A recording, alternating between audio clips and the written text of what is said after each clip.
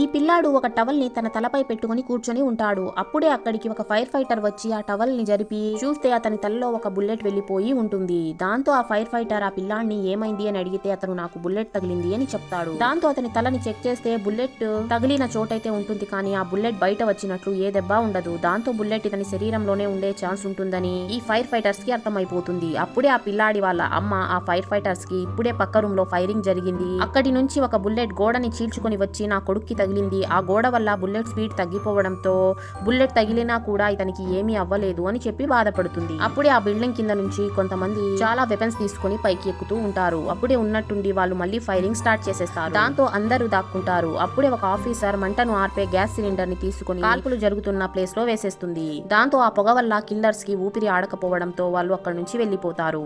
దాంతో fire fighters వెంటనే ఆ పిల్లాడిని అంబులెన్స్ ఎక్కించి అతనికి ట్రీట్మెంట్ ఇప్పిస్తారు. అప్పుడే పిల్లాడి ముక్కులో నుంచి రక్తం వస్తూ ఉంటుంది. దాంతో ఒక ఆఫీసర్ ముక్కులో చూస్తే ఆ బుల్లెట్ ఇతని ముక్కులోనే ఇరుక్కుపోయి ఉంటుంది. దీనివల్లే ఇతనికి ఏమీ అయ్యి ఉండదు.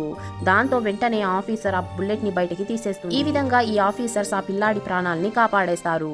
ఇలాంటి ఆఫీసర్స్ కోసం కామెంట్ సెక్షన్ లో రెడ్ హార్ట్ కామెంట్ చేయండి. వీడియో నచ్చినట్లయితే లైక్ చేసి ఛానల్ ని సబ్స్క్రైబ్ చేసుకోండి.